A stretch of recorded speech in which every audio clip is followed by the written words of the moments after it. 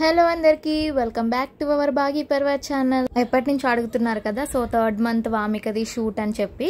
So నాకు కూడా చేయడానికి అసలు కుదరట్లేదు అనమాట. కుదరట్లేదంటే ఇంకా తెలిసిందే కదా, చిన్నపిల్లలు ఉన్న ఇంట్లో ఇంకా పని అస్సలు అవ్వదని చెప్పి ప్రతిసారి వెంటనే చేసేద్దాం అనుకుంటా, కాకపోతే డిలే అవుతూనే వస్తుంది అనమాట. ఫస్ట్ మంత్ నుంచి అంతే. నేను చేద్దాం అనుకుంటూనే ఉంటా రోజు, బట్ మీరు ఎప్పుడైతే నన్ను అడుగుతారో సో అప్పుడు నేను అలర్ట్ అయిపోతాను అనమాట, ఎమ్మటే చేసేస్తాను. అయితే ఈ 3rd month కి నేను వినాయక చవితి ఉంది కదా స్పెషల్, సో అలా చేద్దామని చెప్పి అనుకున్నాను. అలా డిలే అవుతూ వినాయక చవితి కూడా కంప్లీట్ అయిపోయింది కదా, అందుకని ఏం చాలా అర్థం కాక ఇంట్లో ఇంకా డ్రైడ్ ఫ్లవర్స్ ఉన్నాయి అనమాట, ఫ్రేగ్రెన్స్ అంటే స్మెల్ వచ్చేటివి.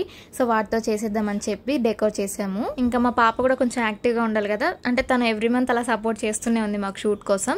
సో ఫస్ట్ అయితే తనకి స్నానం పోసి కొంచెం మంచిగా పడుకొని లేసాక అప్పుడు కొంచెం యాక్టివ్ గా ఉంటారు కదా. సో ఈసారి కొంచెం హెవీగా డ్రెస్ అప్ చేద్దామని చెప్పి ఈ ఫ్రాక్ వేసింది మా అత్తయ్య. అయితే ఈ డ్రెస్ మా పాపకి మా ఫ్యామిలీ ఫ్రెండ్ లో ఒక అక్క గిఫ్ట్ ప్రెజెంట్ చేసింది అనమాట. సో అందుకని చెప్పి ఇంకా ఎప్పటి నుంచి ఫస్ట్ మంత్ నుంచి అనుకుంటే ఈ 3rd month కుదిరింది. అండ్ నాకు ఇప్పటికి కుదిరింది ఏంటంటే శారీ కట్టుకోవడం. నేను ఫస్ట్ మంత్ అప్పుడే చెప్పాను కదా, పాపతో షూట్ చేసినప్పుడు నేను శారీ కట్టుకోవాలని చెప్పి. సో ఈ శారీ మా మమ్మీ యానివర్సరీ గిఫ్ట్ గా ఇచ్చింది అనమాట. ఫస్ట్ ఏమో మా అత్తయ్య రెడీ అయ్యి మా పాపని రెడీ చేస్తుంటే ఇంకా నేను రెడీ అయ్యాను. సింపుల్ గా డెకరేషన్ చేద్దాం అనుకున్నా కానీ దానికి కూడా చాలా టైం పడుతుంది. సరే టైం తీసుకున్నా పర్లేదు కానీ మనం తీసుకున్న ఫొటోస్ వీడియోస్ అవి కొంచెం మంచిగా వస్తే బాగుంది అనుకుంటాం కదా. ఫ్రాక్ వేసాం కానీ చేతికి గాజులు వేయడం మర్చిపోయాము. సో ఇంకా మా మమ్మీ తెచ్చిన గాజులు ఉంటే అవి వేస్తున్నా అనమాట. ఏంటో అప్పటిదాకా మంచిగా ఆడుకుంటుంది, మంచిగా చూస్తూ ఉంటుంది. ఎప్పుడైతే పడుకోబెడతామో ఇంకా అప్పుడు స్టార్ట్ చేస్తుంది ఏడవడం. సో పడుకోబెట్టాక అంతసేపు ఉండిద్దో లేదో అని చెప్పి ముందే మేము కొన్ని ఫొటోస్ వీడియోస్ తీసుకున్నాము. అయితే పాపకి హెయిర్ కొంచెం ఇంకా రాలేదు ఏంటి అని అడుగుతున్నారు. సో పుట్టినప్పుడు అది కొంతమందికి ఉంటుంది, కొంతమందికి ఉండదు. సో తనకైతే 2nd month ఎండింగ్ నుంచి హెయిర్ గ్రోత్ అయితే స్టార్ట్ అయింది. కొంచెం ఇప్పుడిప్పుడే వస్తుంది అనమాట. ఇప్పుడైతే కొంచెం బెటరే, బట్ వీడియోస్ లో కొంచెం వైట్ గానే కనిపిస్తుంది. అయితే ఫ్రాక్ వేసాం కదా, హెయిర్ కి బ్యాండ్ పెడదాం అనుకున్నాను, కాకపోతే మొత్తం కంప్లీట్ అయిపోయాక గుర్తొచ్చింది నాకు. సరే అని చెప్పి ఇంకా నెక్స్ట్ మంత్ చేసేటప్పుడైనా పెట్టాలని అనుకున్నా.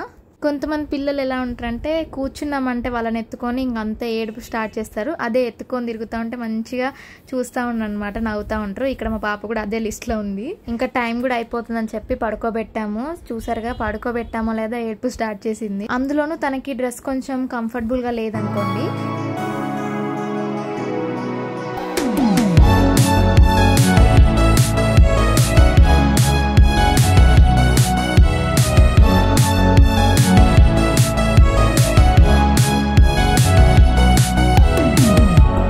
నవ్వించడానికి ట్రై చేసినా అస్సలు నవ్వట్లేదు, ఏడుస్తూనే ఉంది.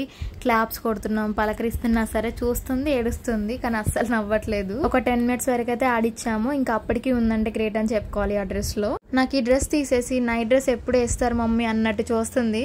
సరే ఇప్పుడు బోర్లా పడే స్టేజ్ కదా, అలా తిప్పి పడుకోబెడితే అన్న కొంచెం నవ్విద్దని చెప్పి నేను అలా ట్రై చేశాను, కానీ అస్సలు ఆగట్లేదు అనమాట.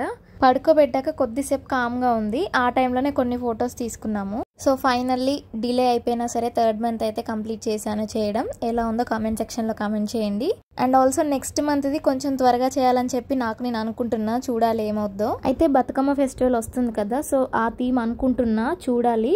ఇంకా మీ దగ్గర ఏమైనా ఐడియాస్ ఉంటే కామెంట్ సెక్షన్ లో కామెంట్ చేయండి. అండ్ నెక్స్ట్ ఇంకొకటి మర్చిపోకుండా మన ఛానల్ ని సబ్స్క్రైబ్ చేసేసుకోండి. Bye friends.